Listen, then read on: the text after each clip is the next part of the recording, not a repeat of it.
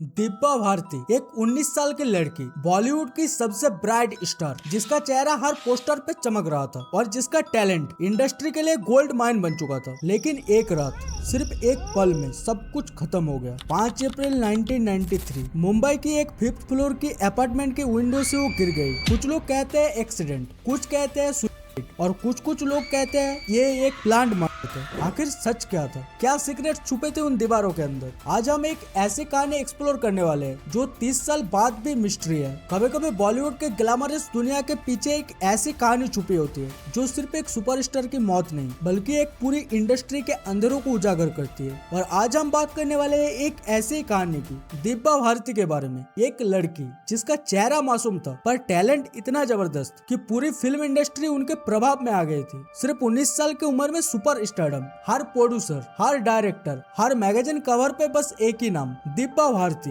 लेकिन फिर एक रात ऐसी आई जिसमें सब कुछ खत्म हो गया। 5 अप्रैल 1993 एक मुंबई के फ्लैट के बालकनी से वो जमीन पर गिर गई और ये बॉलीवुड का सबसे बड़ा सवाल बन गया। दिव्या भारती ने जंप किया या उसे धक्का दिया गया? ये कहानी सिर्फ एक एक्सीडेंट की नहीं है, ये कहानी है उन सवालों की जिसका जवाब 30 साल बाद भी नहीं मिला। ये वीडियो एक कोशिश है उन्हीं राज को समझने की। 1990s का बॉलीवुड सिर्फ लाइट्स, कैमरा और एक्शन नहीं था। अंडरवर्ल्ड का पैसा ओपनली फिल्म फाइनेंसिंग में घुस गया था। प्रोड्यूसर्स को फोन अंडरवर्ल्ड के लोग करते थे। बॉम्बे राइट्स और बॉम्बे ने पूरी सिटी को हिला दिया था। और इसी बैकड्रॉप के बीच एक 19 साल की लड़की जो एक स्मॉल टाउन ड्रीमर थी, अपने सपने लेकर फिल्मों में आई और दुनिया बदल दी। दिव्या भारती सिर्फ एक एक्ट्रेस नहीं थी, वो एक फेनोमेनन थी। उनका स्माइल, उनका एनर्जी, उनका वॉइस, सब कुछ इनफेक्शियस था। लेकिन एक चीज और भी थी, एक अजीब सी वल्नरेबिलिटी, एक इनोसेंस जो इंडस्ट्री के प्रेशर में धीरे धीरे घुल गई। और जब वो गिरती है तो लोग कहते हैं एक्सीडेंट, पुलिस फाइल बंद हो जाती है, केस क्लोज, बस इतना लिखा गया, death by fouling from the 5th floor window. लेकिन सच क्या इतना सिंपल था? क्या एक राइजिंग सुपरस्टार जिसका कल शूटिंग था, जिसके फ्यूचर प्रोजेक्ट लाइंड अप थे, वो एकदम से अपनी जान दे देगी? या फिर कहानी कुछ और थी? उस रात के विटनेसेस, उनके स्टेटमेंट्स, उनके कॉन्ट्राडिक्शंस, सब कुछ मिलके एक पजल बन गया। एक ऐसी पजल जिसमें हर टुकड़ा फिट नहीं होता और हर सवाल के पीछे एक और सवाल छुपा है। तो चलिए शुरू करते हैं। एक सफर जो सिर्फ एक ट्रैजिक इंसिडेंट नहीं बल्कि पूरे बॉलीवुड के कॉन्सेंस का मिरर है। एक सफर दिव्या भारती के जीवन से मौत तक और मौत के बाद के राज तक, क्योंकि कभी कभी सच सामने होते हुए भी दिखाई नहीं देता। कभी कभी कुछ लोग जिंदगी में ऐसे आते हैं जैसे एक कॉमेट, तेज रोशनी के साथ कुछ पल के लिए पूरे दुनिया को रोशन करते हैं और फिर एक झटके में वो रोशनी गायब हो जाती है। दिव्या भारती एक ऐसी ही नाम थी, एक लड़की जिसका सपना सिंपल था, फिल्मों में काम करना, और किस्मत ने उन्हें एक लेजेंड बना दिया सिर्फ 3 साल में। 25 फरवरी 1974 मुंबई के एक मिडिल क्लास घर में पैदा हुई एक लड़की, दिव्या भारती। पापा ओम प्रकाश भारती एक इंश्योरेंस ऑफिसर, माँ मीता भारती घर संभालती थी। बचपन से ही दिव्या अलग थी। वो जब छोटी थी तो हर फैमिली फंक्शन में स्टेज उसका होता था। सब लोग कहते थे ये लड़की स्क्रीन के लिए बनी है, और सच में सिर्फ 16 साल की उम्र में उन्होंने अपना पहला फिल्म साइन किया, बाहुबली राजा। 1990 फिल्म रिलीज हुई और साउथ इंडिया में दिव्या इंस्टेंटली एक सुपरस्टार बन गई। लेकिन असली तूफान तब आया जब उन्होंने बॉलीवुड में कदम रखा। 1992 से 1993 तक उन्होंने 12 से ज्यादा फिल्म्स की। विश्वात्मा, दीवाना, 16 और शबनम, दिल का क्या कसूर, हर जगह सिर्फ एक ही नाम गुंज रहा था, दिव्या भारती। हर सेट पे एनर्जी, हर शूट में कॉन्फिडेंस, वो इनोसेंस और ग्लैमर का परफेक्ट कॉम्बिनेशन थी। प्रोड्यूसर्स कहते थे सी इज द कंप्लीट पैकेज, और ऑडियंस बस उसे देखकर पागल हो जाते थे। दीवाना के लिए उन्होंने film fair award for best female debut जीता और इंडस्ट्री के हर बड़े स्टार, चाहे शाहरुख खान हो या गोविंदा, उनके साथ काम करने के लिए लाइन में थे। सिर्फ 3 साल में 19 साल की लड़की ने बॉलीवुड के आसमान को अपनी रोशनी से भर दिया। पर जैसे हर तरह एक दिन गिरता है, उनका चमक भी ज्यादा दिन तक नहीं टिकी। फिल्म 16 और शबनम के सेट पर दिव्या की जिंदगी एक नए मोड़ पे गई। वही उनकी मुलाकात हुई एक सक्सेसफुल यंग प्रोड्यूसर से, साजिद नादियादवाला। उन दोनों के बीच केमिस्ट्री तुरंत बनी। कहते हैं साजिद ने पहली बार देखा तो बस कह दिया ये लड़की मेरी लाइफ चेंज कर देगी। और सच में चेंज तो दोनों की जिंदगी हो गई। 10 महीने की छोटी सी कोर्टशिप के बाद 10 मई 1992 को दोनों ने सीक्रेट निकाह किया। दिव्या ने रिपोर्टेडली इस्लाम कबूल किया और अपना नाम रखा साना नादियादवाला। लेकिन ये शादी दुनिया से छुपाई गई, क्योंकि एक तरफ उनका राइजिंग करियर, दूसरी तरफ उनका पर्सनल लव लाइफ। फैमिली को डर था करियर खत्म ना हो जाए, और दिव्या के लिए ये डुअल लाइफ बहुत मुश्किल थी।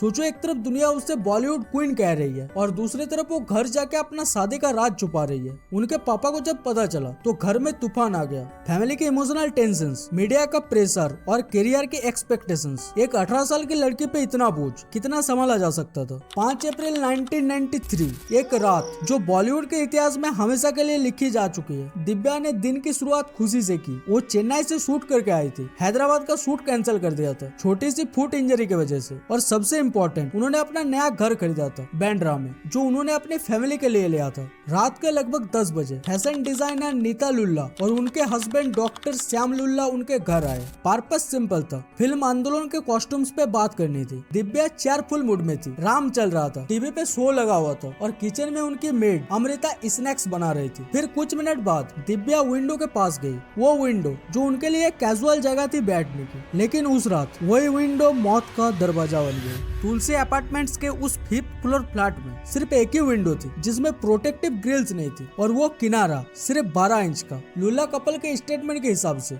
दिव्या ने विंडो पे बैठ कर टर्न किया और बैलेंस लूज कर दिया। 1 सेकेंड और सब खत्म। वॉचमैन ने चीखा, मैडम गिर गई। नेबर्स दौड़ते हुए नीचे आए, अब भी उनकी सांसें चल रही थी। और कहने में आता है उन्होंने डॉक्टर लुल्ला का स्लिप पकड़ रखा था। हॉस्पिटल के गेट तक उन्होंने वो पकड़ नहीं छोड़ी। कूपर हॉस्पिटल, डॉक्टर त्रिपाठी ने डिक्लेयर किया dead on arrival, head injuries और internal bleeding, official cause of death. लेकिन उसके साथ ही जन्मा एक सवाल, ये सच में एक्सीडेंट था या कुछ और? अगली सुबह पूरा देश शॉक में था। टीवी चैनल्स, न्यूज़पेपर्स सब बस एक ही नाम ले रहे थे, Divya Bharti is no more. Hospital में उनके पापा ओम प्रकाश भारती चीख रहे थे, उन्होंने मेरी बेटी को मार दिया, मुझे सिर्फ दिव्या चाहिए। लेकिन बाद में उन्होंने मीडिया के सामने कहा नहीं, वो एक्सीडेंट था। उनका दिल मान नहीं रहा था पर जुबान चुप थी। उनका भाई कुणाल गिल्ट से भर गया था, वो कहता रहा मुझे उसके पास रहना चाहिए था। शी वाज सैड, पर मुझे लगा वो संभाल लेगी। माँ मीता भारती बिल्कुल टूट गई। लोगों के सवालों ने उनके दर्द को और गहरा कर दिया। 20 साल बाद भी उन्होंने कहा था कि लोग आज भी पूछते हैं क्या हुआ था उस रात, और हर बार मैं फिर से टूट जाती हूँ। और साजिद नादियाद वाला न्यूज सुनते ही वो कोलैप्स कर गए, आईसीयू में एडमिट हुए। डॉक्टर्स कहते हैं शॉक इतना ज्यादा था कि वो लिटरली जम गए थे। क्रिमासन में जब दिव्या को दुल्हन के जैसा सजाया गया था, साजिद बस एक ही लाइन रिपीट करते रहे, मुझे उसका चेहरा देखना है। उस रात के बाद एक दुनिया टूट गई, एक फैमिली बिखर गई और ये एक मिस्ट्री जन्म ले ली। एक्सीडेंट या मर्डर, लव या बिट्रेयल, सिंप्लिसिटी या कुछ ज्यादा डार्क। किसी के पास डेफिनेट आंसर नहीं था, बस इतना था कि बॉलीवुड ने अपना चमकदार सितारा खो दिया। बॉलीवुड की हिस्ट्री में कई अनसॉल्व्ड कहानियां हैं, लेकिन दिव्या भारती का केस उन सबसे ज्यादा मिस्टीरियस और हॉन्टिंग है। 5 अप्रैल 1993 की वो रात एक ऐसी रात थी जिसमें एक चमकती हुई सितारा सिर्फ 19 साल की उम्र में अपने बैल्कनी से गिरकर दुनिया छोड़ गई। पर सवाल ये है, क्या ये एक एक्सीडेंट था, एक सुसाइड या कुछ और ज्यादा अंधेरा? दिव्या के डेथ का ऑफिशियल इन्वेस्टिगेशन भारसोबा पुलिस स्टेशन के इंस्पेक्टर जे यादव के अंडर हुआ, पर शुरू से इन्वेस्टिगेशन में कुछ ना कुछ गड़बड़ थी। एविडेंस हाफ हार्टेड था और विटनेसेस के स्टेटमेंट्स कभी पब्लिक नहीं हुए। उस रात दिव्या के घर में बस 3 लोग थे, डिजाइनर नीता लुल्ला, उनके हस्बैंड डॉक्टर श्याम लुल्ला और दिव्या की मेड अमृता। यही 3 लोग उस वक्त फ्लैट में मौजूद थे जब ट्रेजेडी हुई। पर सबसे शॉकिंग बात, इन तीनों में से किसी का भी स्टेटमेंट कभी ओपनली सामने नहीं आया। और अमृता जो दिव्या के बचपन से उसके साथ थी, उसने कुछ दिन बाद ही बोलना बंद कर दिया, डिप्रेशन में चली गई, लोगों से मिलना जुलना छोड़ दिया और सिर्फ 30 दिन बाद उसकी भी हार्ट अटैक से डेथ हो गई। सोचो जरा, जिस इंसान ने सब कुछ अपने आंखों से देखा था, वो कुछ कहने से पहले ही चली गई। एक ऐसी गवाही जो सबसे क्रूशियल थी, हमेशा के लिए खो गई। और फिर नीता और श्याम लुल्ला का कंप्लीट साइलेंस। 30 साल बीत गए पर उन्होंने कभी एक भी इंटरव्यू नहीं दिया, ना कोई क्लैरिफिकेशन। क्या उन पे प्रेशर था? क्या उन्होंने कुछ ऐसा देखा जो बोल नहीं सकते? उनका ये चुप रहना खुद एक बड़ा सवाल बन गया। 5 साल तक इन्वेस्टिगेशन चलता रहा और 1998 में केस एक्सीडेंटल डेथ के लेवल के साथ क्लोज कर दिया गया। कोई कॉन्क्लूसिव एविडेंस नहीं, कोई सस्पेक्ट नहीं और ना ही किसी को फॉर्मली इंट्रोगेट किया गया। बस फाइल बंद कर दी गई, जैसे सिस्टम ने कह दिया हो इट्स ओवर। लेकिन लोगों के दिल में एक ही सवाल था, सच में ओवर या कवर अप? ऑफिशियल स्टोरी तो कह गई कि दिव्या बैल्कनी के किनारे पर बैठी थी, रम पी रही थी और बैलेंस लूज कर दिया। पर जब डिटेल्स निकली तो हर पॉइंट पे सवाल खड़े हो गए। सबसे बड़ा सवाल, दिव्या के विंडो पे सेफ्टी ग्रिल्स क्यों नहीं थे? पूरे तुलसी अपार्टमेंट में हर विंडो विंडो पे ग्रिल्स लगे हुए थे,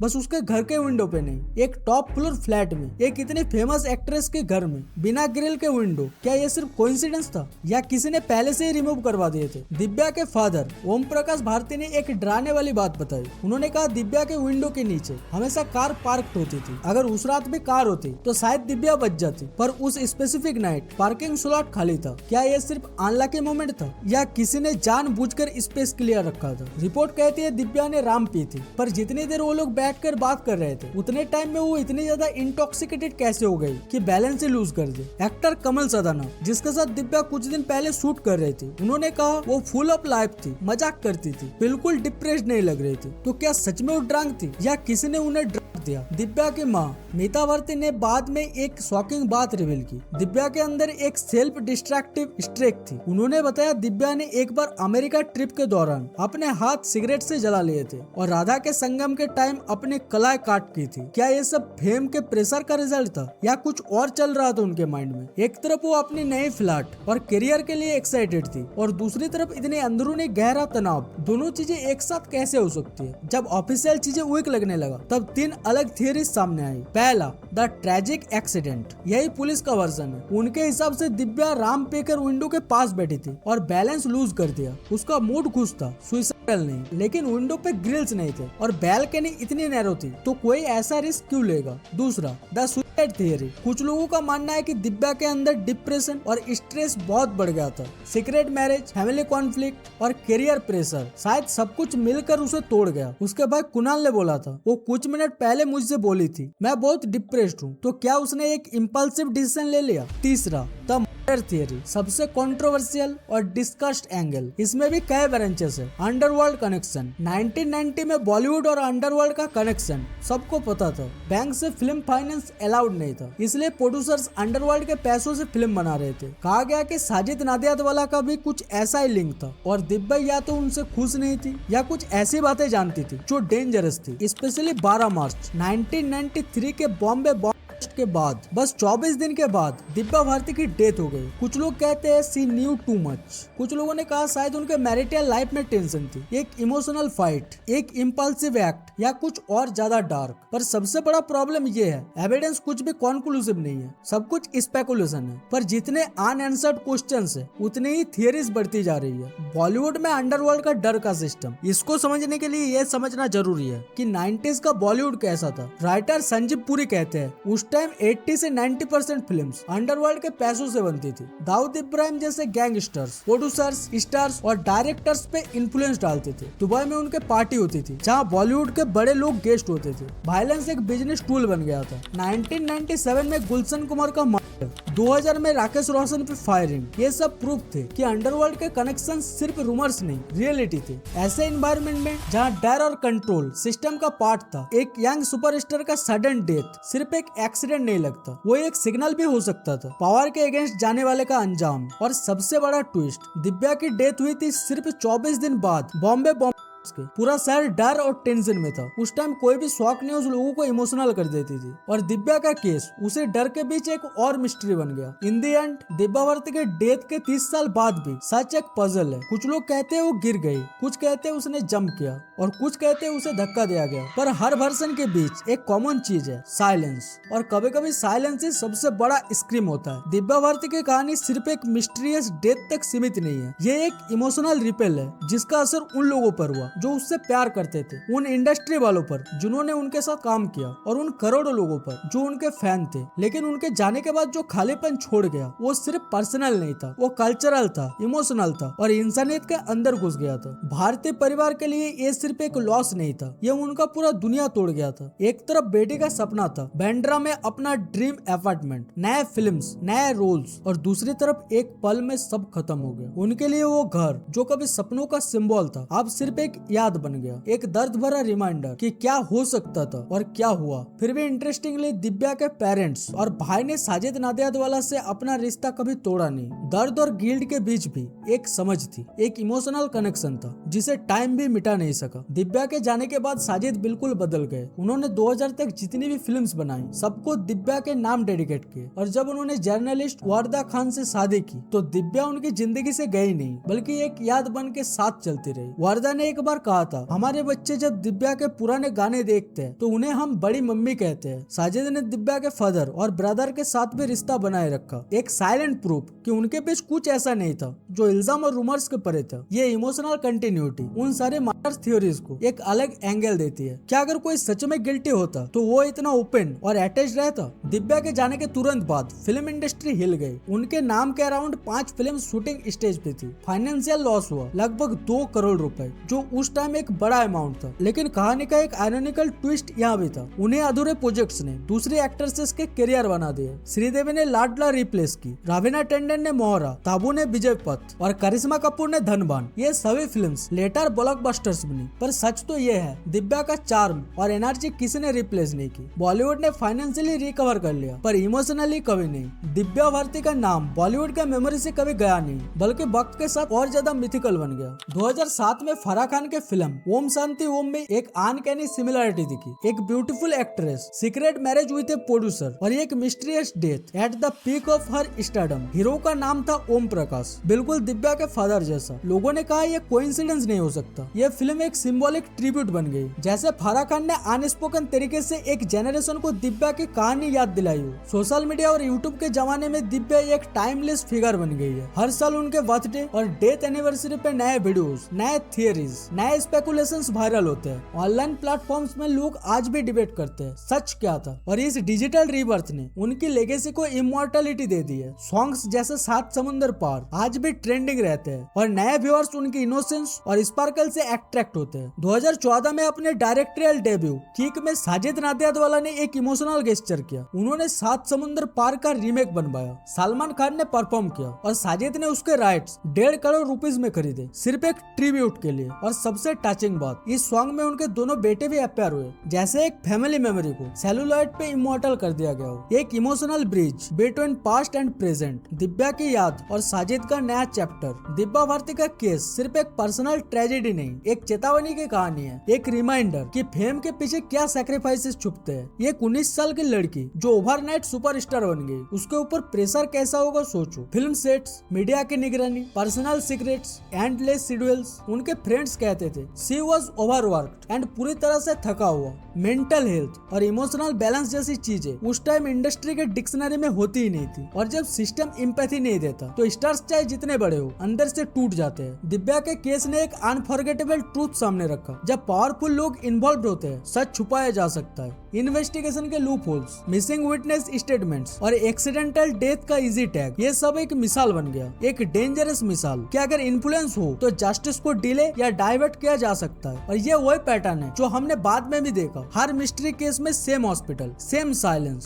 सेम इनकॉन्क्लूसिव रिपोर्ट्स। दिव्या के बाद भी बॉलीवुड ने कई मिस्टीरियस डेथ्स देखी। श्रीदेवी 2018, सुशांत सिंह राजपूत 2020। दोनों केसेस में कूपर हॉस्पिटल, दोनों में अनएक्सप्लेन्ड डिटेल्स, जैसे हिस्ट्री बार बार रिपीट हो रही हो। और हर बार हम वही सवाल पूछ रहे हैं, सच क्या था? क्या सिस्टम कभी सुधरेगा या हर बार हम सिर्फ एक और नाम लिस्ट में जोड़ते रहेंगे? दिव्या भारती सिर्फ एक एक्ट्रेस नहीं थी, वो एक सिंबल बन गई, एक मेमोरी जो बॉलीवुड के ग्लिटर के पीछे छुपे रियलिटी दिखाती है। उसके जाने के बाद भी वो जिंदा है, हर यूट्यूब क्लिप में, हर रेट्रो सॉन्ग में और हर उनके फैन के दिल में जो कहते हैं she was gone too soon. वक्त बदल गया, टेक्नोलॉजी बदल गई, इंडस्ट्री भी मॉडर्न हो गई, लेकिन एक चीज अब भी नहीं बदली। उनका नाम सुनते ही लोग रुक जाते हैं, क्यूरियोसिटी जग जाती है और एक ही सवाल मन में गूंजता है, वो रात सच में क्या हुआ था? 3 डिकेड्स के बाद भी दिव्या के केस के कुछ बेसिक क्वेश्चंस रिमेन अनआंसर्ड। कैसे एक 12 इंच चौड़े किनारे पे बैठकर वो गिर गई? क्यों उनके विंडो पे प्रोटेक्टिव ग्रिल्स नहीं थे जब पूरे बिल्डिंग्स में थे? कैसे वो पार्किंग स्लॉट जो हमेशा ऑक्यूपाइड होती थी उस रात खाली थी? नीता और श्याम लुल्ला ने क्या देखा और क्यों 30 साल तक चुप रहे?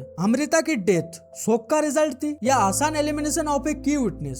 दिव्या भारती का लेगेसी डुअलिटी का पोर्ट्रेट है। एक तरफ वो चमकदार टैलेंटेड स्टार और दूसरी तरफ एक ट्रेजिक फिगर जो बॉलीवुड के मोस्ट एंड्यूरिंग मिस्ट्रियस का सेंटर है। ये कहानी याद दिलाती है कि कैसे एक ब्रिलियंट लाइट को जल्दी बुझा दिया गया और कैसे सिस्टम और सर्कमस्टेंसेस में सच कभी कैजुअलिटी बन जाता है। जब तक ये अनआंसर्ड क्वेश्चंस रिमेन करते हैं, दिव्या भारती की स्टोरी इनकम्प्लीट है, एक permanent haunting mark in the history of Indian cinema. अगर आपको ये वीडियो पसंद आया तो वीडियो को लाइक शेयर करें और कमेंट में अपना ओपिनियन जरूर बताएं। और अगर आपको इस तरीके का वीडियो पसंद आता है तो चैनल को सब्सक्राइब करना ना भूलें, क्योंकि अगले वीडियो में हम बॉलीवुड के अंदर छुपे उस सच को बाहर लाएंगे। जिसके बारे में कोई बात नहीं करता।